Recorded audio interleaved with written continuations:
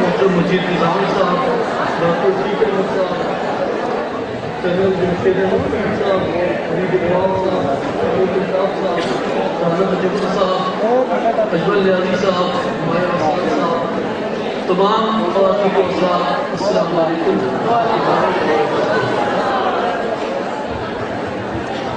شاہد رشید صاحب نے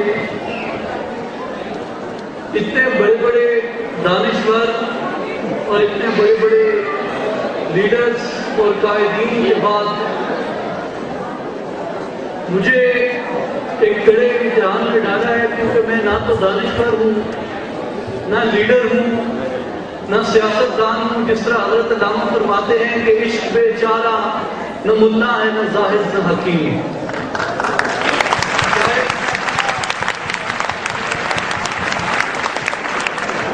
وقت بھی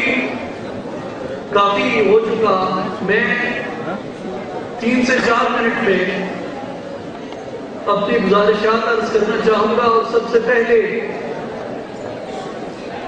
میں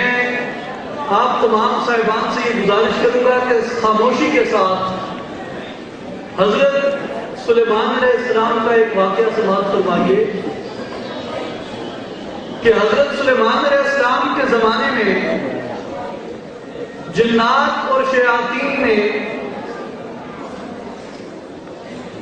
سحری اور شیطانی جادو کو بہت زیادہ عام کیا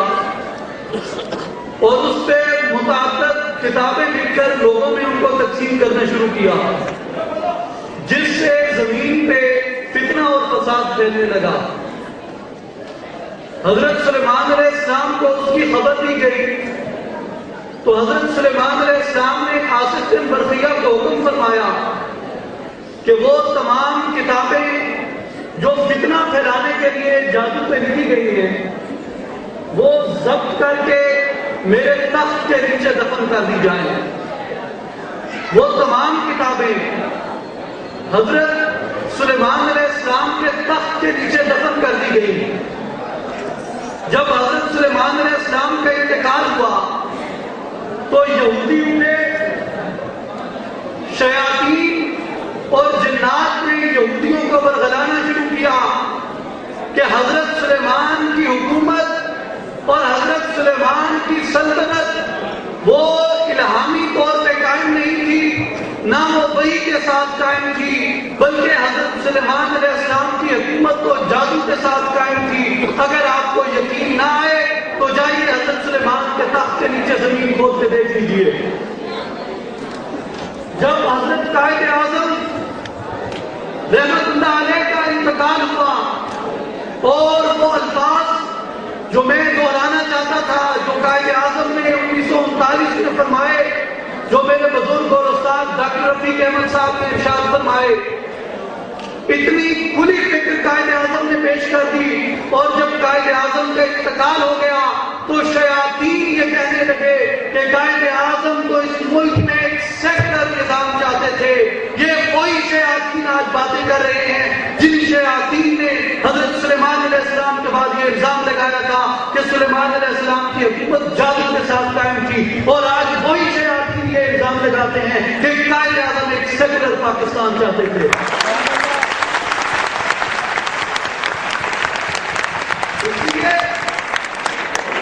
اس لیے ہمیں پوری کھلی آنکھوں کے ساتھ حالات اور واقعات کا جائزہ لینا چاہیے اور قائد اعظم رحمت اللہ علیہ کی فکر کا مطالعہ کرنا چاہیے۔ اور میں مبارکباد پیش کرتا ہوں نظریہ پاکستان ٹرسٹ کی پوری ٹیم کو،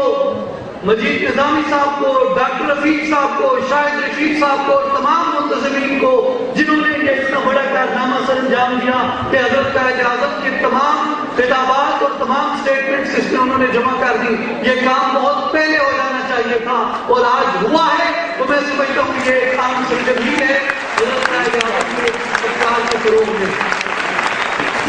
اور دیکھیے اس سے بڑھ کے ہماری بدقسمتی کیا ہو سکتی ہے کہ آج پاکستان کے ٹیلی ویژن کے لائیو ٹاک شوز میں حضرت قائد اعظم کو گالیاں دی جاتی ہیں اور ہم اس کو برداشت کر کے بیٹھے ہیں۔ اگر یہاں پہ صدر محترم کو گالی دی جائے، جناب وزیر اعظم کو گالی دی جائے، جناب چیف جسٹس کو گالی دی جائے اور کسی سیاسی قائد کو اگر گالی دی جائے تو پیمرا قوانین فوری طور پہ حرکت میں آتے ہیں. جب میرے قائد کو، جب مسلمانان برے صغیر کے عظیم قائد کو گالی دی جاتی ہے ٹی وی ٹاک شوز میں بیٹھ کے، اس وقت پیمرا قوانین حرکت میں کیوں نہیں آتے؟ اور اس وقت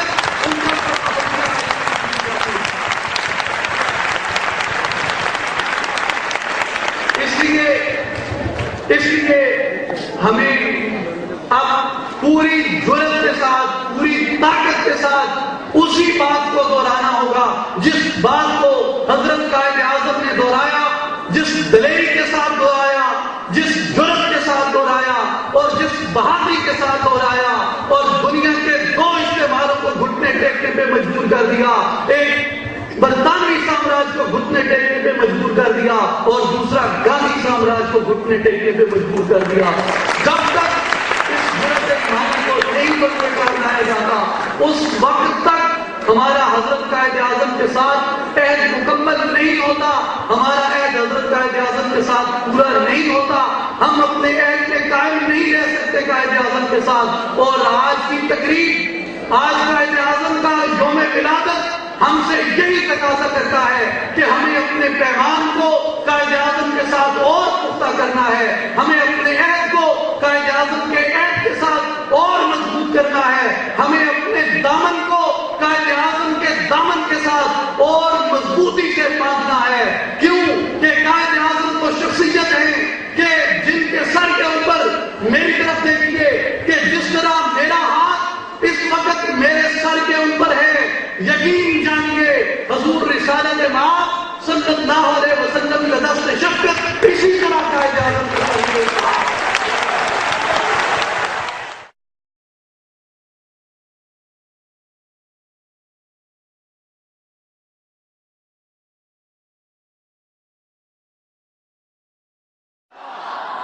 اور اگر ہمارا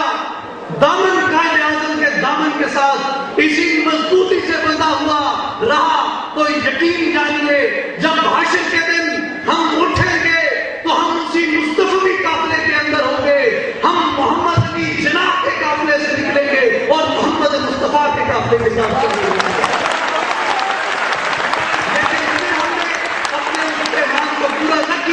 اگر ہم نے اپنے اس پیمان کو توڑ دیا تو پھر خدا کا یہ فرمان بھی اپنے سامنے رکھیے کہ والذین کذبوا بآیاتنا سنستدرجهم من حیث لا یعلمون. جو میری نشانیوں کو جھٹلاتے ہیں ہم انہیں ادھر سے پکڑیں گے جدھر سے وہ بے خبر ہوں گے. اور 20ویں صدی میں اور 21ویں صدی میں اللہ کی سب سے بڑی نشانی یہ سرزمین پاکستان ہے، یہ مملکت پاکستان ہے. کیوں کہ یہ پاکستان قرۂ عام پہ دوسری اسلامی ریاست ہونے کے ناطے سے مدینہ ثانی ہے، اور جو مدینے سے غداری کرتا ہے نہ اسے 1400 سال پہلے بخشا گیا تھا، نہ اسے آج بخشا جائے گا، نہ اسے حشر کے دن بخشا جائے گا.